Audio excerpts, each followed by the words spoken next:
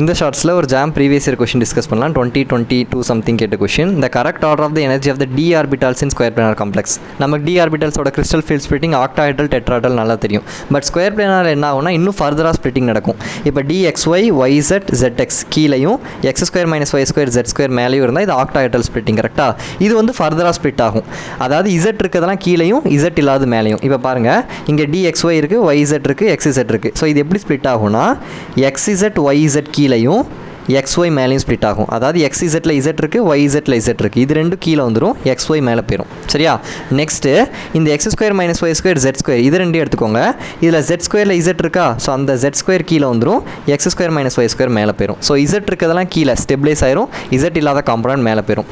அப்போது இங்கே எனர்ஜி நீங்கள் செக் பண்ணிங்கன்னா XZக்கும் YZக்கும் சேம் எனர்ஜி லெவல் இருக்குது. அப்போது எந்த ஆப்ஷனில் XZ ஈக்குவல் டு YZ இருக்குது?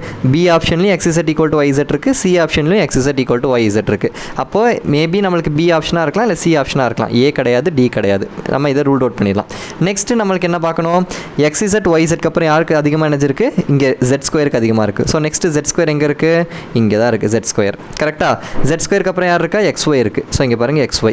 அதுக்கப்புறம் யார் மேலே இருக்கா? X square minus Y square. இதுக்கு தான் அதிகமாக இருக்குது. ஸோ X ஸ்கொயர் மைனஸ் Y ஸ்கொயருக்கு தான் அதிகமாக இருக்குது. ஸோ அப்போ option B is the correct answer. எப்படி செக் பண்ணணும்? இது ரெண்டுக்கு equal. So XZ equal to YZ இங்கே கொடுத்துருக்காங்க. அதுக்கப்புறம் யாருக்கு அதிகமாக இருக்குது? Z ஸ்கொயருக்கு அதிகமாக இருக்குது. ஸோ Z ஸ்கொயர் இங்கே இருக்குது.